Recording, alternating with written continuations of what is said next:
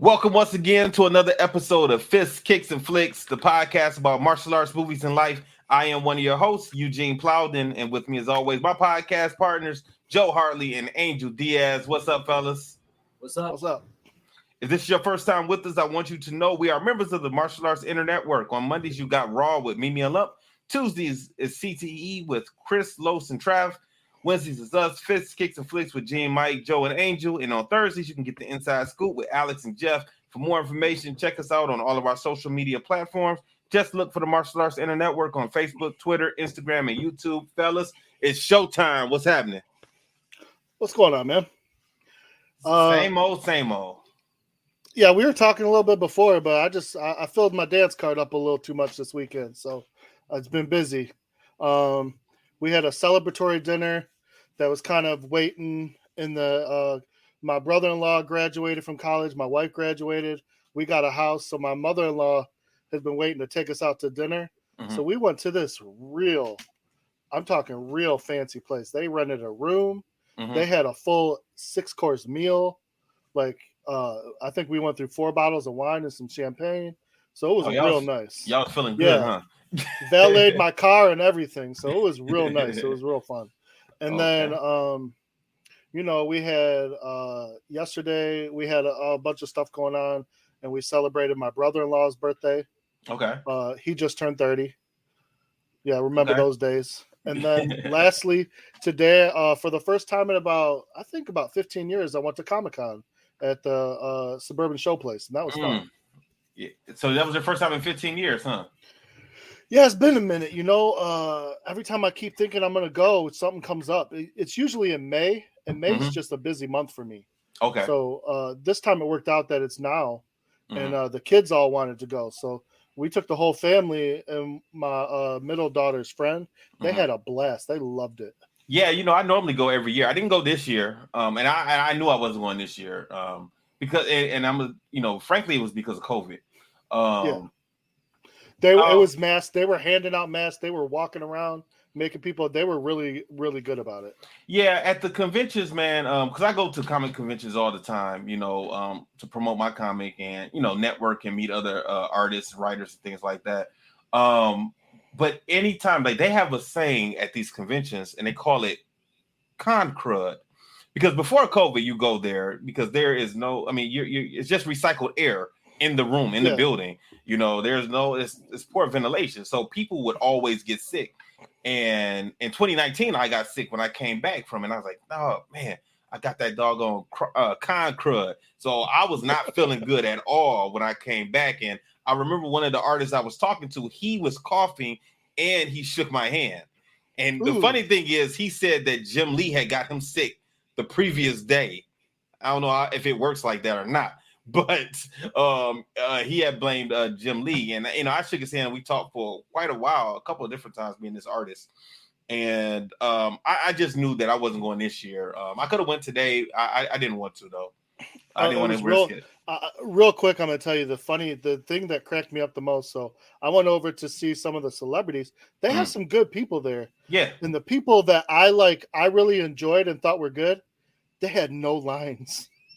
Yeah.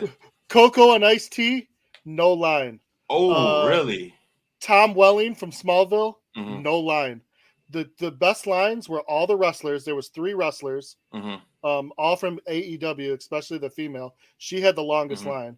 And then the second best, I'd say, was the I don't know his name. I can't think of it right now, but it's the bad guy from The Mandalorian, the big bad guy.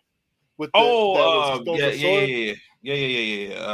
I think he's in Far Cry 4 man. right now. I know exactly who you're talking about. He's in all of the Spike Lee movies. And he was working. He was busy. That guy was busy, and I was laughing because those were the 4 fullest booths, and everybody else was just kind of like, all right. When did you go? I went today. Today was the last day. Yeah. I went about noon, 12:30. Okay. Noon. Okay. The big day for that is Saturday. If you go to Comic-Con. And Saturday had a huge lineup. Yeah. Giancarlo Esposito. That's his name. Yep. Bugs, what's up, man? What's up, man? how did you enjoy the Diamonds last week, man? Your first time there, right? Yeah, man. How'd you enjoy it? I mean, the experience. The experience was everything I waited for. Honestly, Mm-hmm. it was my best tournament of the year, and I didn't even win my division, but it was my best tournament of the year. It From the just the was experience that you got, right? just from the experience. I mean, if we're talking about it from an experience side of it, doing it with my girlfriend. I mean, I would do it all over again if I could. I wish I Mm-hmm. could be back last week. And then looking at it from the personal side, it being my birthday weekend, just the fighting, and then just from a karate perspective, everything about it was just amazing, honestly. The Yes. fights I watched online were amazing. So I I'm can't even going imagine to being there. I'm going to go on record say this, and I don't think anyone will fight me on this. That is, and that was, and it probably will always be, but that without a doubt was the hardest tournament I've had to fight in this year. And I think everyone would say that. I'm saying no matter in open weight, all 32 fighters can win the overall any day. Mm-hmm. We're talking about in my division, 8 fighters that have all won an overall. Like that, I'm the only one who Dang. hasn't. I'm the only one who hasn't won an overall, and 8 fighters that have all Oh. won an overall. Like Get that, on it, and that's Bugs. Get on it. and that's and that's in just my division. We're not even saying like the one before all the Right. others. You Right. can't. You that the Diamond National is what you live for, man. Like that. That's what it's all about. Is going to fight the best and seeing how you do against the best. So that's why I say, man, I didn't win, but like just how far I got, like that right there serves more of a purpose for me. How many divisions did you compete in? 2. Okay. So I did open weight, and I lost my first fight in open weight. And I'm gonna be real, man. The guy was good. There's no disrespect on him. He's a great fighter. But I was also nervous. Like, and I'm telling you, like, I wasn't nervous the whole time until they called my name. And literally, the first thought that popped in my head was, "This is the Diamond National." And I was like, "Fuck, that's the wrong thing to have." So I Wish it was lost my like first. double elimination. Yeah. Actually, I love double elimination. Actually, I fight better with that. So actually, I lost by 2, and then I just went back to the lab, sat down, thought about it, and I just told myself, like, man, like I lost by 2, and I didn't even fight my best. Like I was nervous, so I was like, man, tomorrow I'm not gonna be nervous. It's gonna be a whole different angel. And be personally honest with you, I fight better in my division than I do in open weight. That's just always been something like how I am. Just because it's my first fight always of the weekend, by the time Mhm. I get to my division, I feel like everything's out of me, so I'm fighting more loose. And then I fought my division really well, so Okay. that was good. Yeah. So you didn't do any team fighting or anything? No, my team wasn't there. I couldn't link up with a team. So I didn't do no team fights, which is it was probably the best thing honestly for me, because it Mhm. just made me so focused when I went in on Saturday and went into my division, especially with the killers in my division. Mhm. I couldn't sleep on them, so it was good. Okay, sweet, sweet. Yeah. All right, so let's talk about the movie Transporter 2. What did you guys think about the movie? I actually think it's Better than really I good. remember. To be honest with you, the second one was always my favorite, so I'm like kind of biased on that part. Okay. What were you saying, Joe? Better than I remember. Okay. So this is the first time I ever seen it, and I liked it. I liked it a lot. I still don't think it's a martial arts movie. I definitely don't think it's a martial arts movie. The first one had, in my opinion, was more of a martial arts movie than this one, but it still was good. It was really, really good. I did enjoy the movie. Um, I did have I did have a problem with a couple of different things. Me too. It seemed like they tried to do a little bit too much with some of the stunt work. That just kind of was just a little bit too unbelievable. More that was like, okay, this is like some Fast and Furious stuff. It's like, come on now, like. 100%. 100%. But it did not stop me from enjoying the movie. But yeah. So let's jump into it. Transporter 2. The beginning of the movie. So we see Frank. He's in a car, and it looks like he's getting ready to leave, and some gang members attempt to carjack him. which is First a off, bad move for them. starts off with a real good looking chick, young, and then she pulls a gun out, and he's like, "Oh, what's going on here?" Yeah. And then the guys try and get in his car. They ask. They're trying to steal it. And he says that it has a code on it, so they can't get it. And then he pretty much just gets out the car. Well, he's telling them that they're making him late for an appointment also. And he does not like to be late for his appointments. And then he just beats these guys up. He did a couple moves, a couple of martial arts movies that looked a little too CGI-ish. Like it wasn't needed for this to beat these guys up. It was one thing they had him in the air during a kick or something, and you can tell that he was up there a little bit too long, and it just looked like it wasn't needed. And some of the guys that were fighting seemed like they were martial artists also, because they were throwing they were jumping and throwing some techniques also. The other part that got me about this was, he stopped and said, "Hey, let me take my jacket off. I just got it dry clean." Why are you letting him take his jacket off? They all looked at him like, "Okay, hurry up." Right. Go ahead, Books. I actually talked with Chris. So you're saying how they actually look like martial artists. Chris told me that one of the guys' name was Eli Thompson. He actually competes on the NASCAR circuit, or he used to. He's from Florida, and Chris was actually pretty cool with him. So he said that he was actually in that fight scene in the garage. Yeah, but the thing is, like, these aren't supposed to be martial artists. That's what kind of threw me off of it with it. Like I said, I'm not knocking it. It just is what it is. It's a martial art game. Yeah. Okay. And she was the mascot. This is Shownuff's game that the next generation, huh? Okay, I get it. I get it. But I mean, it was entertaining, and she has the gun the whole time. That's what I didn't understand. She has the whole gun on Frank the whole time while he's beating up her boys, and she could have just blew him away, and she didn't. Yeah, that's what I thought also. But you know what though? And he knew she wouldn't. I figured she was just more or less just having it just because I felt like she thought they were going to handle him. I mean, 4-on-1, I would think they got it, Just saying. Yeah, I get it. But by the time he done took out 2 or 3 of them, she should have just emptied the chamber into Frank, But then again, she might not known how to shoot because, she pretty much threw the gun down and ran away after he beat them up. And she had the gun at his head. She didn't do anything.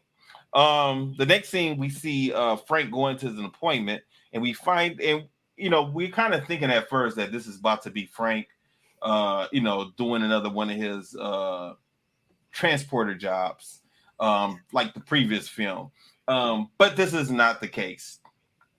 Now he's a driver. He's picking up a kid from school. So he works for this rich family, and he's picking up their son from school every day.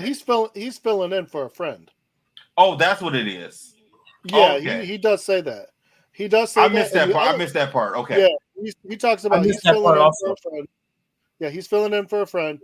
And a few minutes down the road, remember how in the first movie we were wondering where all his training came from? Yes. They actually say he is Special Forces. Right. I did get that, yes. So, and I missed that the first 10 times I've seen this movie. So now we know at least. They don't go into detail, but they do say he is Special Forces. Did they say anything about the friend? Because I totally missed that. Who is this friend that he or what was? I don't get it. He just mentions how he's filling in for the original driver. He's not the normal driver. He's just been filling in his friends away like for a month or something like that. Okay. Because it seems kind of odd because Frank in the first movie he was in France, and in this movie he is in Miami. Yep. So it kind of threw me off with that. He takes the kid home, and when he gets there, he sees the kid's mom and dad, and they're having an argument. And this was pretty cool scene. Frank did not allow the little boy, I think his name is Jack, to see his parents arguing. Now, do you think that was something that Jack sees regularly, seeing his parents fight and argue? from watching the movie a little bit, it sounds like the dad's not home that often anyway. Yeah, So that's why they argue. Because he just got back from like a year of being away for like a year. They said. I would have thought the mom would have went to go pick up the little boy because they're rich. This family is loaded. Yes. So like, what else is she doing with her day? Like, how come she couldn't get in her car at 3:00 to go pick up her kid? Maybe she had to do homework. I think the idea is because the dad is like a diplomat or something like that, someone important. Like the idea is it's safer to have somebody else do it, and then security stays home with her. That's my guess, but who knows? Yeah, rich people do rich things, man. They got money to throw around. Right. Okay. Now, after the parents stop arguing, Jack gets out the car. He goes in the house. His mom comes over and she's talking to Frank, and instantly we see that there is some flirting going on with the mom, flirting with Frank. Oh, mom wants her a piece. Right. I thought they would have gone into a little bit more detail with them also. Like, I thought like maybe Frank and her were friends from before, or there was some type of history between them, but they never really went into detail about that also. It was just, I guess because her husband is away so often that, I don't know, because it didn't seem like Frank was her friend, but yet and still there was this connection between them. And obviously she wanted it also. Listen, her man's been gone for a year. Okay. Like, obviously something ain't cutting the job. She gotta talk to a real person. I think, honestly, to be real with you, when I saw it, I didn't think Frank was flirting with her. I think he was trying to be. I think he wasn't. She was flirting with him. Right. No. I know she definitely was. I feel like he was trying his best to not play into it. Mm-hmm. But I felt like by him doing that, it just made her want him more. Thought he was playing hard to get. Yeah, possibly. But like, especially, I mean, someone like her, you would think that she's a rich woman, that she would maybe flirt with someone else that's like a socialite also, and not the help. Well, because they didn't know that from their point of view, they didn't know Frank was a special forces person. He is just a driver to them. True. They didn't know anything about his background. She didn't know anything about him being a fighter or anything. Well, that's called bad parenting.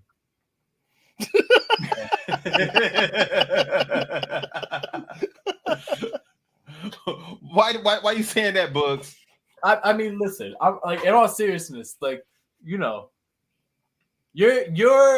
parents at the karate school don't bring you to the school and then not once think to go look at your Facebook. Like, they don't bring their kids and not think like. Okay, but back when I was doing karate, Facebook wasn't a thing. Okay, but in 2005, you're gonna at least, especially that they got money, they're gonna at least do like a full report on him. Frank don't seem like the type that's gonna have Facebook. Frank doesn't seem like the type that's gonna have a realistic background either. No, I mean, he's a special forces person. Like, I mean, it's probably something made up. If you look him up, it will probably be something that says that he's been a car driver for 20 years or something like that. I guess I agree with that. Who knows? But obviously, they did not know who Frank was because later on they find out who he is in the movie. Listen, go ahead. This next scene kills me because we get introduced to the bad guy, and I'm sorry. Go ahead. Speak on that part, Joe. This part where he's fighting and his girl's in the background dancing, and he's showing off, and he looks like a tool. I do not respect this guy at all. I don't care how badass he's trying to look. He looks like a tool over here fighting with the Kempo sticks and shit. Yeah. It drives me nuts. I'm watching it again. It's driving me nuts. I was happy to see that part, honestly, because I'm like, okay, at least there's some martial arts. Some traditional martial arts in this movie. You're right. Okay, but I'm just saying, he looks like a tool. This guy looks like a complete and utter tool. I think his girl was a better bad guy than him. Yes, but they pushed the envelope with her also. So we get introduced to the bad guy whose name is Gianni, and he is talking with a group of people who they're bad guys also. Did you understand what was going on? Because I was lost when they introduced him, because we see him fighting. He was doing like some training, some stick fighting. Meanwhile, there are people in his office waiting to speak with him. And then he goes in and he mentions something about the virus. And no, the antidote, right? Yeah. Okay. He's getting And an antidote for a virus, and he's putting together. They're just showing us little bits and pieces of his plan. right, they're not really explaining what's going on. We just see that we just assume that these are the bad guys for the movie. Now the next scene is he's at his house, and then that's when Jack's mom, what is her name? I can't call her Jack's mom throughout this whole thing. Audrey.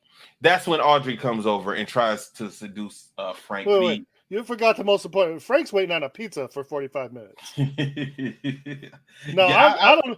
In any world, I don't care what you say. This is better than a pizza. I'm just saying. I say forget the pizza. If Frank did not know that she was married, he probably would have been with her. But what's the difference? And his job. Frank is all about business.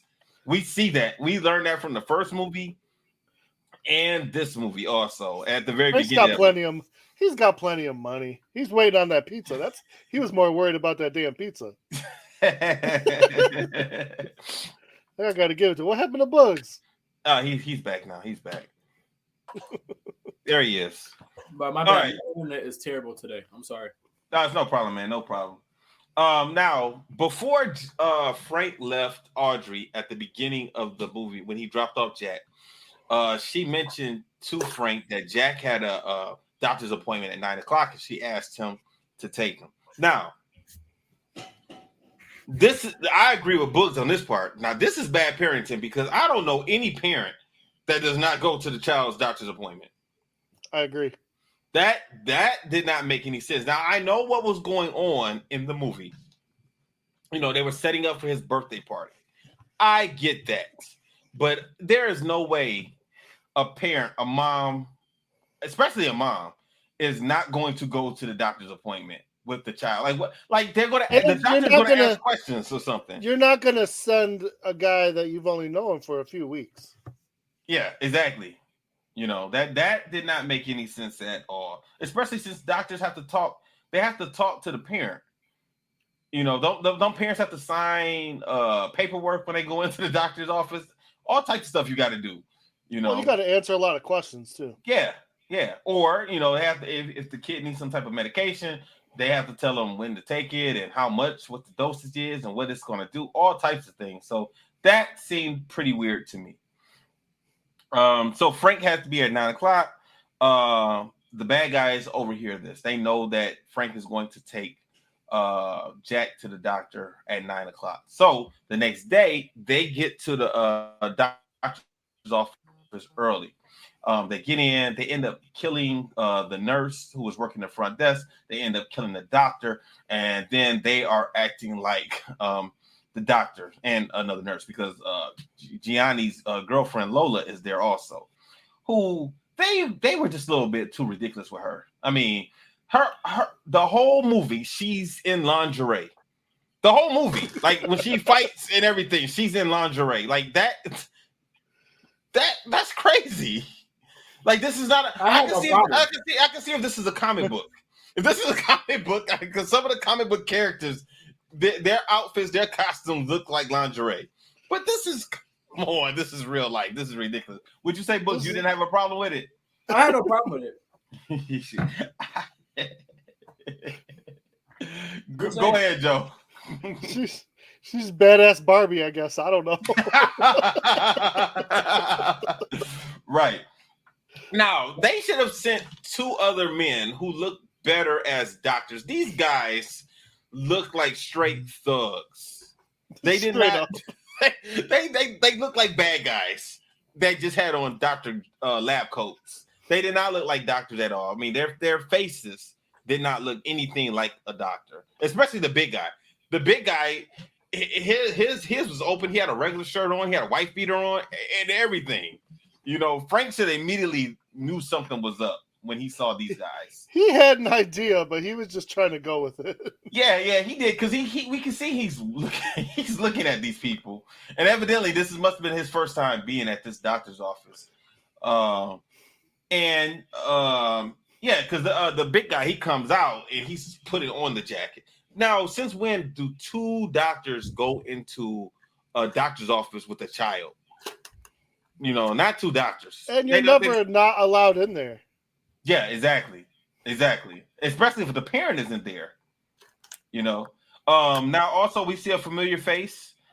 Frank gets a call from Inspector Tarconi, who is coming in from France, and he is coming, and he's going to be on vacation. He's just going to hang out with Frank for a little while.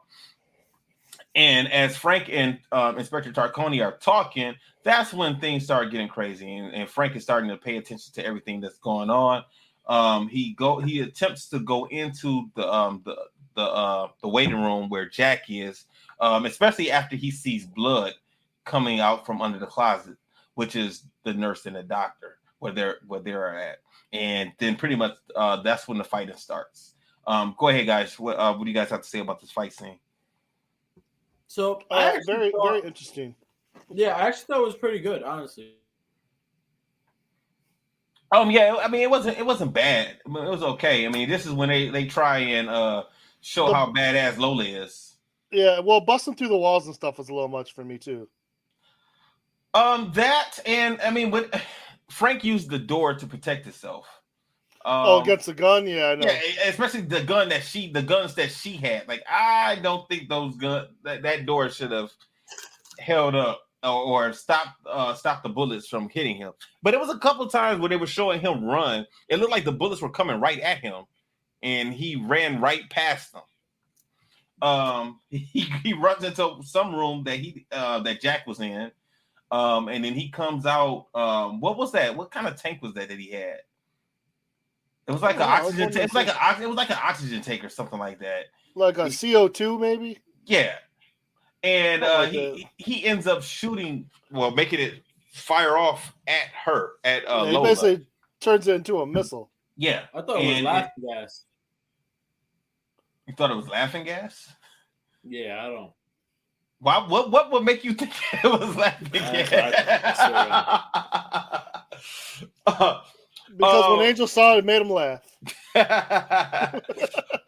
So Lola ends up killing one of the thugs also, and she also gets ready to kill Dimitri, who's like one of the main guys also. But then she realized who he is. There was also a scene where it seemed like some sonic blasts were coming toward everyone, and I didn't understand that part of the movie either. Do you guys know what I'm talking about? Not really. I wasn't sure what it was. The little boy presses a button, and then we see this. I don't know. It's like a circle, and it's like vibrations. And Frank is coming out of the tunnel, the venting system, and then I didn't understand what that was all about or what that was for, because Lola sees it also. Frank sees it. And that's an MRI machine. That's an MRI machine. So those waves. I don't think it should have done that. I think they were kind of they were stretching. I don't know. I don't know what that was all about. I was because all the MRI does is the MRI is just a magnet. Okay, because she saw it and she looked like she was scared when she saw it. Well, I mean, I don't know what they were trying to do with that, but yeah, I was lost at that scene. It's a little far fetched. You know anything about that, Bugs? Anything? Nope. Okay. No, I didn't know. Now, outside Frank's car, they end up putting a tracking device on his car, but he doesn't know that, and he drives off. Lola steps outside and she has her gun. She's shooting at Frank and Jack because they got away. They're in their car. They're driving away, and she's just standing in the middle of the street in her underwear, blasting at them. As we often do. I felt like he should have. I mean, this sounds stupid, but I feel like he should have known that there was a tracker on his car. I just would have thought that like his car would have had something that, like James Bond could style have or something. Detected there was extra weight or detected something about it. Yeah, I feel like Frank should have known that his car was bulletproof, turned it around, and ran her ass over. That's what I feel like he should have did. End of Lola. There goes the end of Badass Barbie. That's what I thought should have happened. Well, here's my other problem. You have enough time to take this big case and put a tracker under someone's car. Why don't you, if you're a bad guy, why didn't you just get Frank when he was coming out instead of putting the tracker on? Why don't you just shoot Frank? Yeah. Let's put a tracker on his car instead, and we'll let Lola handle it. Yeah. Who did that? Also, who put the tracker on there? I remember. All we saw was some hands, right? Just a teammate. It was a guy. He got out of a car. That's what I'm saying. He had no gun on him. He's just like, here, put this tracker on. That's plan B. That was weird. Yeah.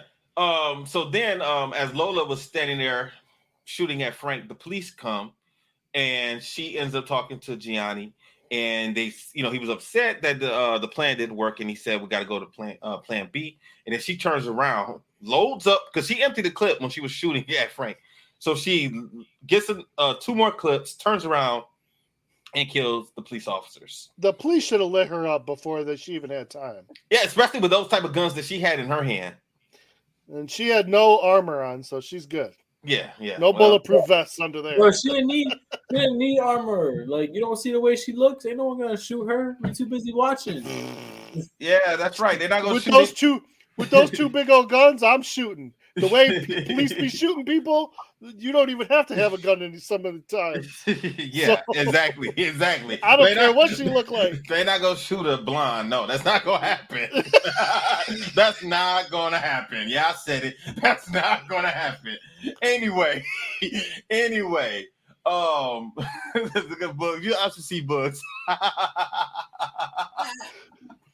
Anyway. Oh God.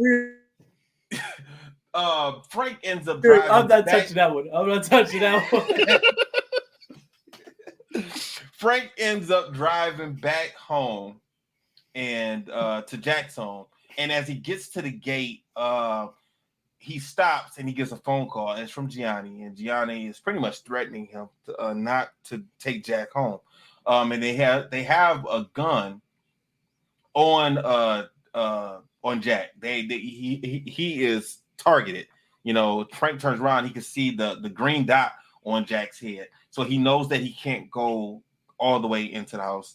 They said that it's that it can pierce his bulletproof windshield, so he stops. Audrey is looking out the window. She sees him. I thought Audrey saw everything that was going on. That's what it kind of seemed like, because they were showing her run in slow motion. She had tried to call Frank. He didn't answer the phone. Go ahead, Joe. She did see because later on he'll call her and she'll say, "Yeah, I saw the gun." She saw the gun. Okay. Yeah, she saw Lola's crazy ass. Looking like the Joker. Yes. So Lola does follow Frank, and she follows him to the house. She gets in the car, and Gianni, I guess, tells him to bring Jack to him, and then Frank pretty much shows off his driving skills as he's driving through Miami. What do you guys have to say about this scene, guys? He was hampered a little bit until she kept telling him where to go, and he's like, "Listen, let me do this my way." Right. And then he got him away from the police. I'm not gonna lie to you. Like, in all seriousness, I think I like watching the driving scenes in Transporter more than I like watching Fast and Furious driving scenes. There's just something about it that I really like when he like. It sounds crazy, man. As much as I love watching him like fight, like when he drives in this movie, like you just be looking just like wow, it's crazy. I did, man, but like I said earlier, some of it seemed a little like they was pushing a button, like they would just push the envelope about how crazy they can get, like how he took off the tracking device. That's every time I see that part, I'm like, okay, come on. That was the worst part of the movie to me. That was ridiculous. It was unbelievable. But this scene too also was unbelievable. Also, because he's driving. It's entertaining, but it's just like, come on. Nah, the scene that was unbelievable was the airplane scene. That was unbelievable. Yeah, we'll get to that in a little bit. No, I got you. I'm in the second half. I don't know. This seems pretty crazy because doesn't he fly between the two garages? Yes, And he stop does. right. Yeah, that to me was a little much. Yeah, It was cool. Yeah, but he even they'd have been drives dead. through. He even drives through. Yes, exactly. He drives through a wall. He crashes through a wall. Instantly, I'm thinking like the car should have lost momentum and should not be able to make that jump to the other garage. And then they did a spin turn and he stopped right at the edge of that other garage. And then a police helicopter shows up. Yeah. And Lola shoots them out the sky. You know, the police are thinking that Frank is with them as a member of the bad guys. And then they eventually drive off. Frank and Lola are driving on top of buildings. Like in between, like literally, like there's a building here and there's a building here, and the car has two wheels on one building, two wheels on another building, and they're driving by, and a guy is watching them drinking alcohol. Like I said, that was another one of those things. I was like, okay, this is a little ridiculous right here. Anyway, they end up going to a warehouse where Gianni is there, and all of his guys, and they end up taking Jack away from Frank. And that's when they end up calling the Billings family. And I thought it was suspicious at first when all they wanted, it seemed like this was just a ransom thing. But once they said that they wanted $5 million, I thought that's nothing for this guy, because they obviously know that he's worth a lot more than $5 million. Did they say that he had $100 million? That was like in the news or something like that? They said that his net worth rose up to $100 million after he got a new contract. Yeah, something like that. With the political status. Yeah. So with them only asking for $5 million, I was scratching my head when I saw that. I didn't get it. I was like, well, that's nothing for him. And then the dad says, trying to get $5 million in 2 hours is going to be hard, which shouldn't have been at all, but it wasn't, as we later find out. You guys got anything else? Nope. The dad's a little weird. Did they ever say what his political status is? Like they did. Yeah, they did. They showed it when at the beginning of the movie. He was on TV or something, and he was the director of National Drug Control Policy. Yeah. Oh, okay. But he has a lot of money. He has a lot of money to be a director of the what else you doing, buddy? Drugs is a good business, man. Like legal drugs, that's a good business to be in. Yeah, and he probably could be getting bribes to approve stuff, Yeah, you're right about that. Who knows? Mm-hmm. So as Frank is talking to him, they tell Frank to leave, and Frank really doesn't want to leave because he promised Jack that he'll always take care of him. Which is weird if you're only this guy's driver for a month. Yeah. Not only that, but Frank on his way back to the car, he notices. Yes. He notices that bomb. Yeah, and we find out this is more than just a tracking device; it's also a bomb. He kind of challenges them to shoot him. Yeah, but they're like, "No, just get your ass in the car." He's like, "All right, fine." And then he drives away. He speeds away, and he ends up getting the car and making the car jump through the air, hit a hook. You can't practice that shit. Like how did you know that shit was gonna work? Not only that, but that box was so small. Like you had to be pinpoint accuracy to make sure that hook hits that box. Yeah, and then the box hits the hook, and then the bomb explodes. And to get your car to do a barrel roll like that. And know like you're gonna be close enough to hit that hook. Like one false move, you hit the wrong part of the car just flips over and you're dead. The hook could have caught on to axle or something, and then you would have been stuck. He'd have been hanging there, boom. Right. In the movie, in the frame. No Transporter 3. So I don't know, man. And I'm just gonna move on because that whole part was ridiculous to me. I got to spice it up, man. Yeah, I guess. They did a little bit. I think they did a little too much spicing up in this movie. They did. Yeah. Yeah, but that's gonna cause a problem for me. Too much or too little? Well, because I like this movie and I liked it a lot. But some of this extra stuff that they do in a movie, like it's like when it comes to grading a movie, I said I like the movie, so and I liked it better than the last one. So that means I gotta put it up, I gotta grade it up higher. But some of the silliness that's in the movie that kind of takes away from it, it's just real. I don't know. It's gonna be hard to grade. Anyway, you got to get past it, man. You got to get past it because they're gonna. That's what they do when they do these movies like these. They gotta try and top themselves, or at least they think they gotta top themselves. But I don't think they have to. I think some good driving and some good karate, and we're good. We're happy. And this one had a good plot. Yeah, to me, the plot in this one was pretty good. I love how you said good karate and not fight scenes. That's my man. Frank ends up calling Audrey because he knows that Audrey is going to know that he's not a part of what's going on. And he talks to her and he lets her know that he's going to get Jack back for the family. Now, Inspector Tarconi is at the house, at Frank's house, and then the feds, the FBI agents, end up showing up and arresting him. And he does not tell them that he is with the French police. He tells them that he's the cook. I have no idea why he did that. I didn't understand that at all.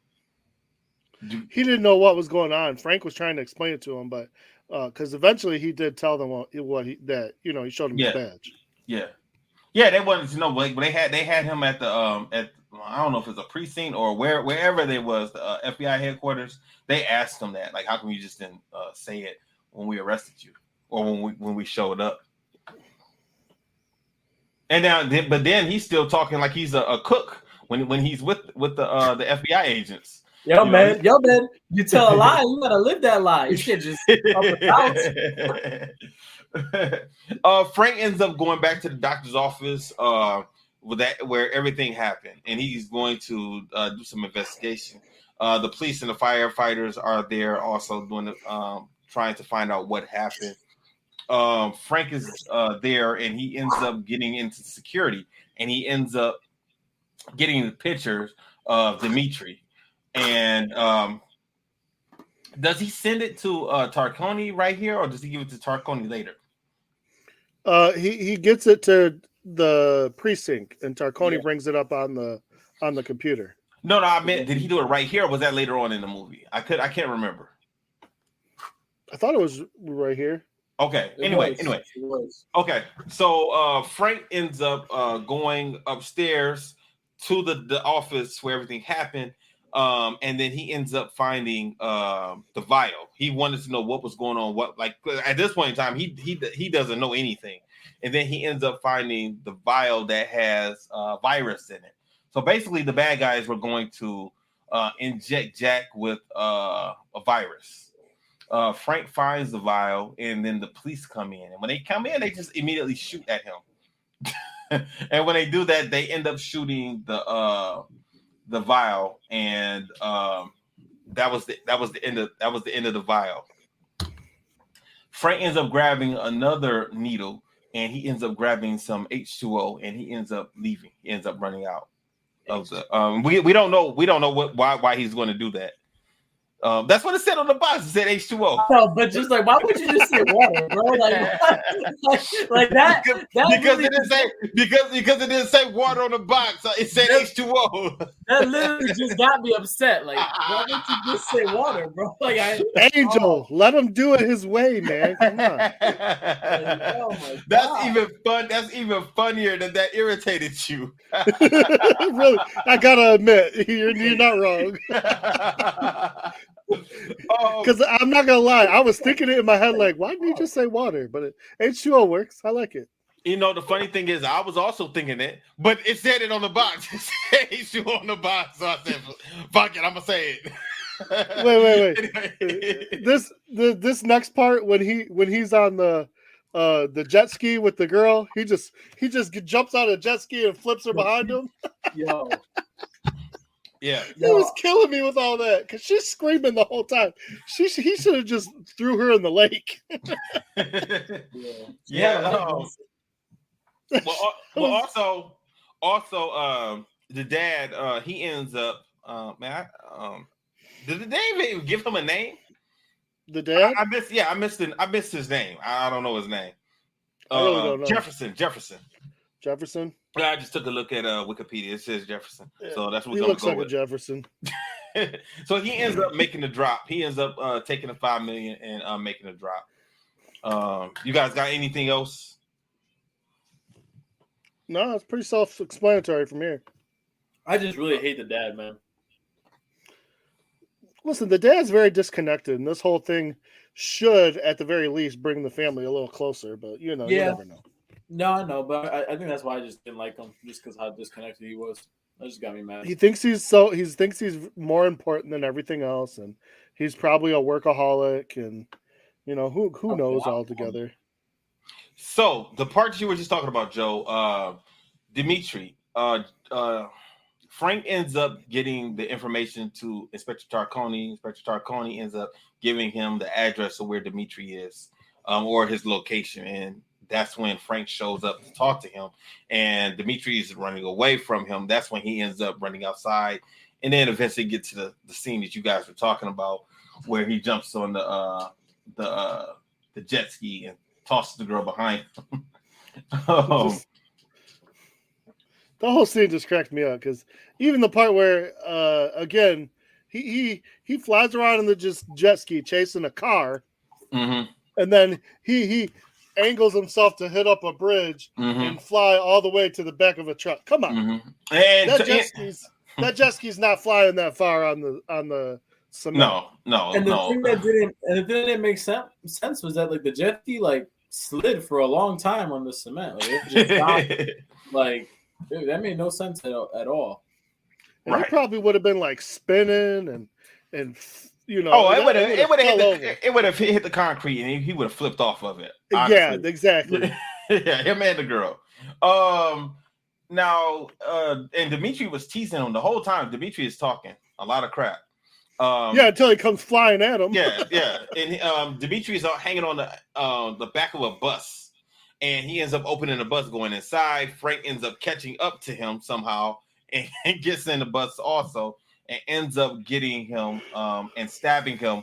And he tells him that he stabbed him with the virus. Now Dimitri flips out when he thinks that he has been injected with the virus, and he ends up running away because now he's thinking that he needs to get the vaccine so he doesn't get sick.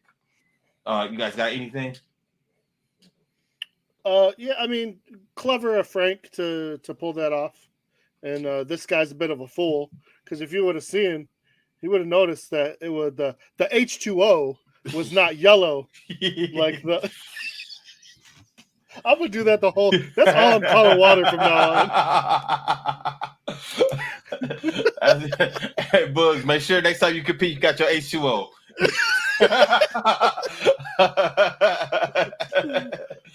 Anyway, back with the Billings family.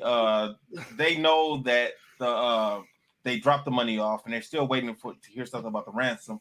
And Gianni ends up getting in contact with them and letting them know where Jack is. The police are trying to keep the mom back, but she doesn't stay back, and she runs directly towards what would you call this? It wasn't like a box, but it was like a trailer. Trailer. Yeah. And Jack is in it. She runs and snatches it open. Did you guys think that it was going to blow up? I did. I thought it was going to blow up, but just because of how they did the scene. I thought it was going to blow up, but honestly, it's crazy how she go see him then, but she didn't want to go to his doctor's appointment. Like, that's kind of sad. The other thing is, like, if you think about it, you kind of like, why do you think it's going to blow up when, I mean, one, you gave them the money, and two, from our end, we're watching, they're injecting him with something, so they want something to come out of that. Yeah, They're not just going to inject him with something, then blow him up. No, I didn't think the little boy was going to be in there. I thought it was just going. I thought it was going to end up killing the mom. I thought it was going to blow up and kill her, and then give Frank something else to be mad at this guy about. Make him an Avenger.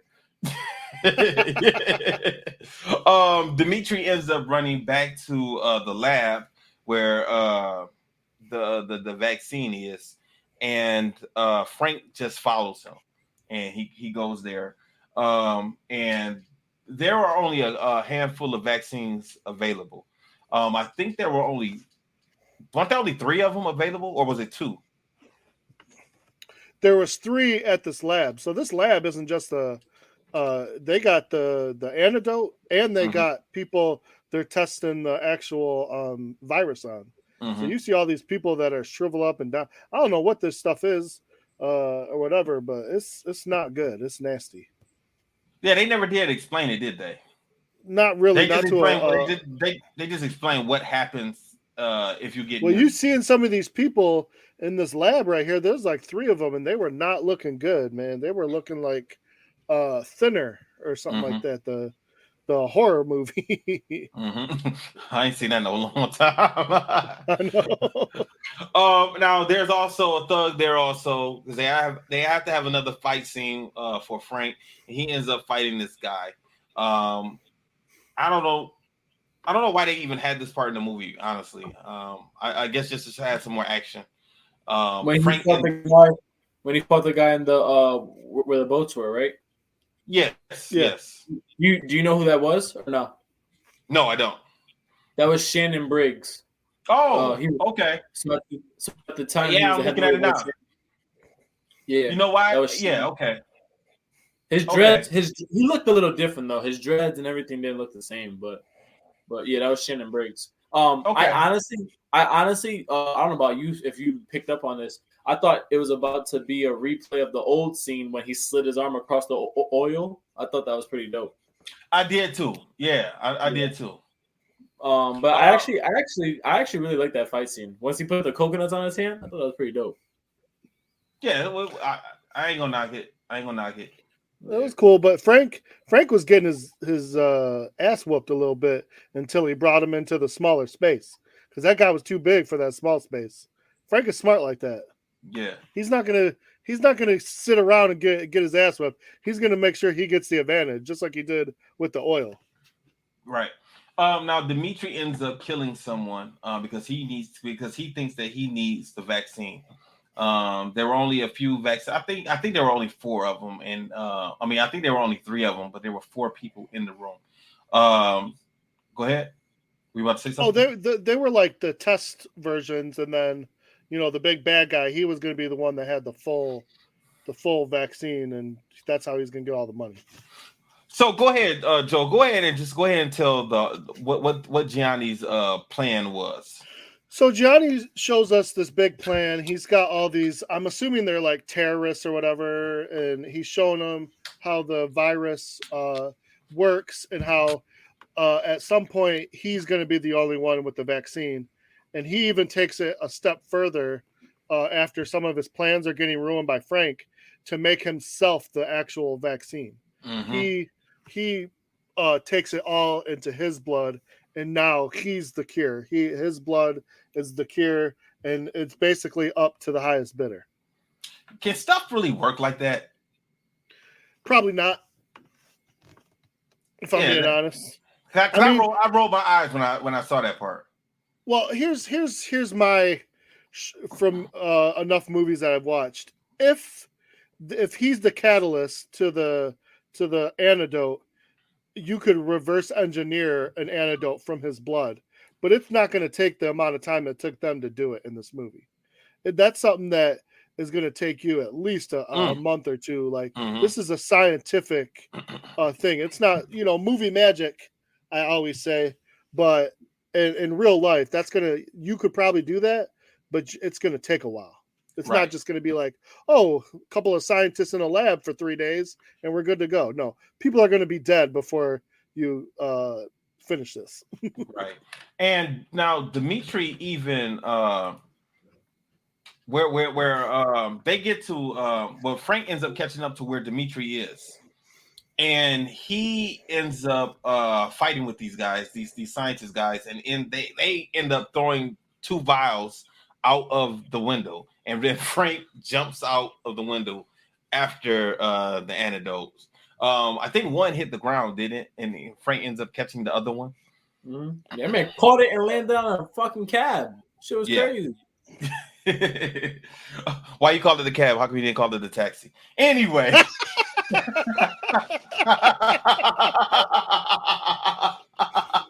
That's anyway.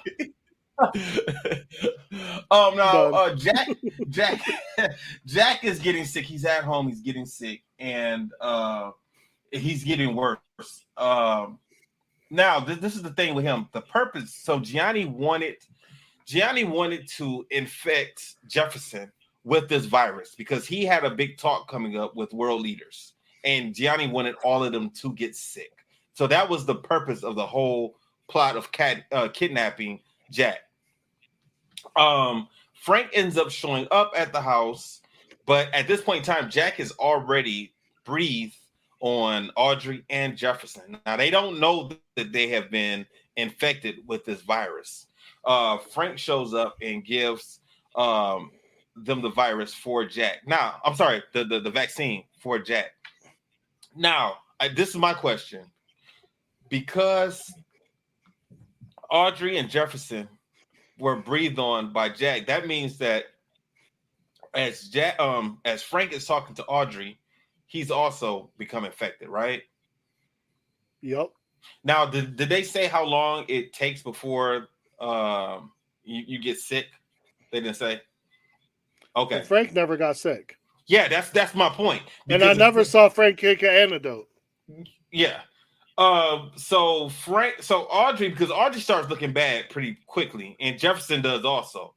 And Jefferson goes to the conference anyway, and he's coughing all over the place, and getting so many people sick. Because later on we see people starting to fall over. Who have come in contact. This honestly, man, I ain't gonna lie. This is kind of weird and scary to watch in this day and age. Yes. Especially with COVID and coronavirus, whatever you want to call it. This was uncomfortable to watch this scene. I know this movie was done a long time ago, but still, this is what we're living in right now. More or less. Yeah, I definitely agree with you. I at one point I was like, yo, boy, they would have known what happened now, but they would. Right. And especially when you watch this movie, you watch the scenes, and you see how hard Jefferson is coughing. It's like, oh man, and especially knowing what we know now, it's like, oh man, go home. Like, why did you even show up? Because you're put on a mask. Put on a mask, right? You infected everybody in this damn room. Now, why didn't the police, the FBI, why didn't they not let Tarconi go? The inspector. They said they had they said they had paperwork to fill out or something. I don't know. Maybe they really liked his cookie. Yeah, because he's just sleeping on the couch in FBI offices, and I don't see he's in custody because he's by himself. There's nobody else around him. It's the worst vacation ever.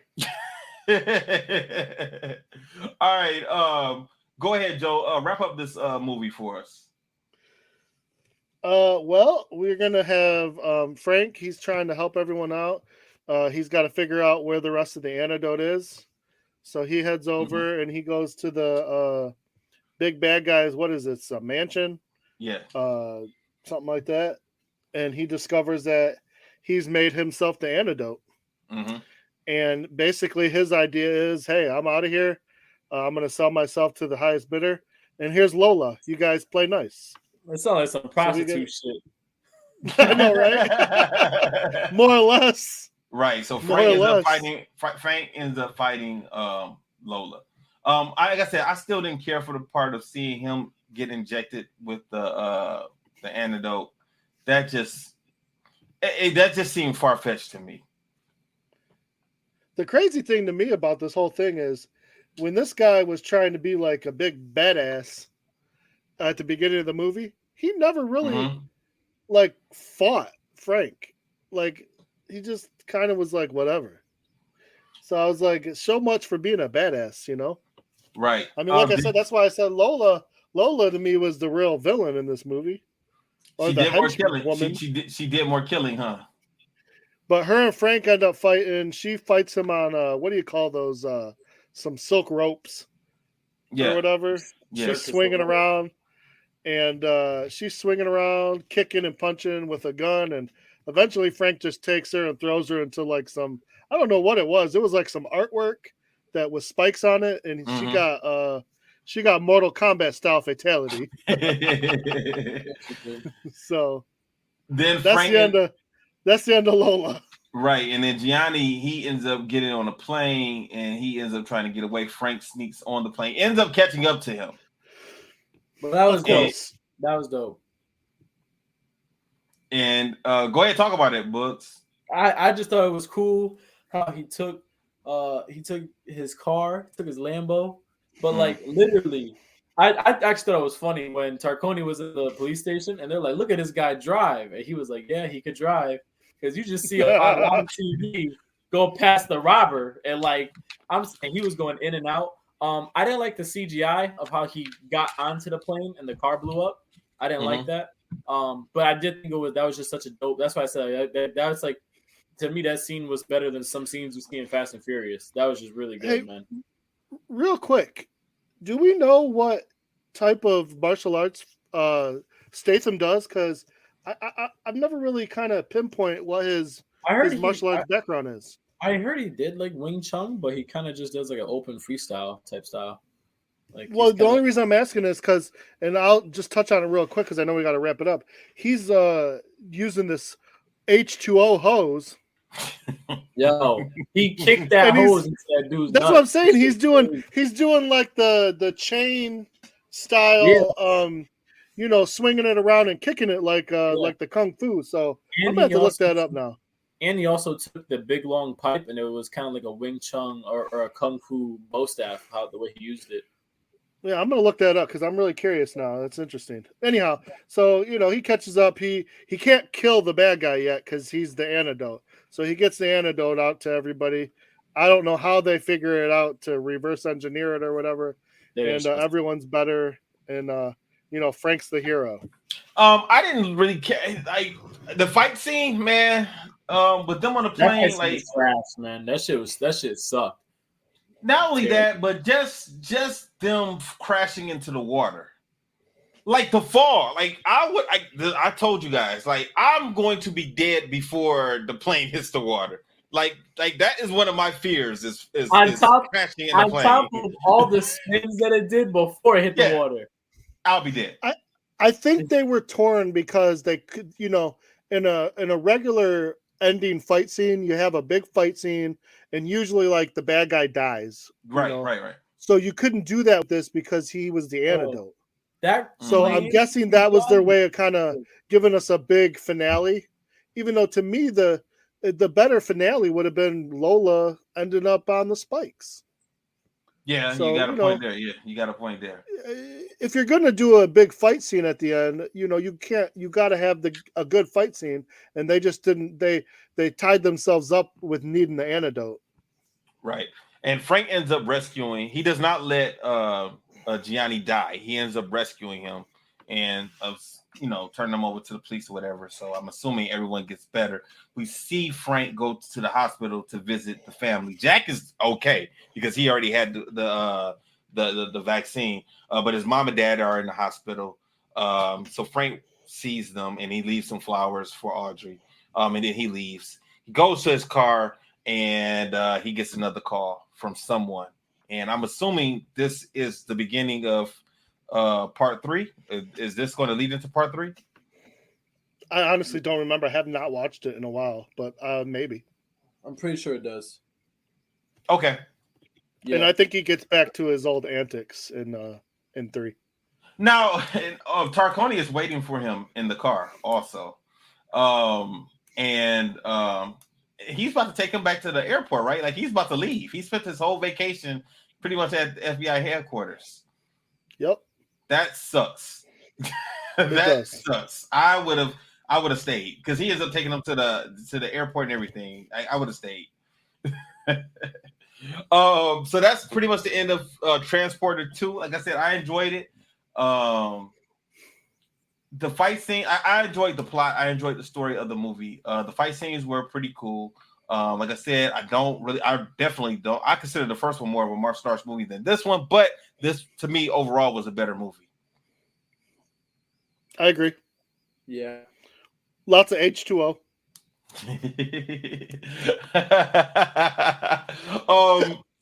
Lastly, what do you guys give it? What grade do you give this movie? I'm gonna give it an A. Okay. Books. I like the movies. A-. Okay. I'll give it an A- also. But like I said, I did enjoy the movie, so I can't knock it too much. There's a couple silly things.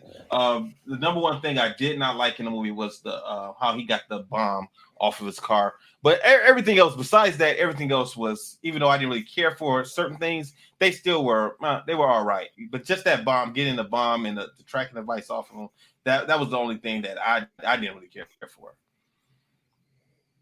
Yeah, I just didn't. All right, y'all. I guess. No, for sure. Okay. Cool. I thought y'all was about to just leave me hanging, not say nothing right there. No. All right, that's it for this week of Fists, Kicks, and Flicks. That's the Transporter 2. Now, Bugs, because Halloween is coming up, let the listeners know what our movie is for next week. We're gonna rock out with Blade for next week. So let's just do some. I think we're gonna do probably just 1 and 2 of Blade.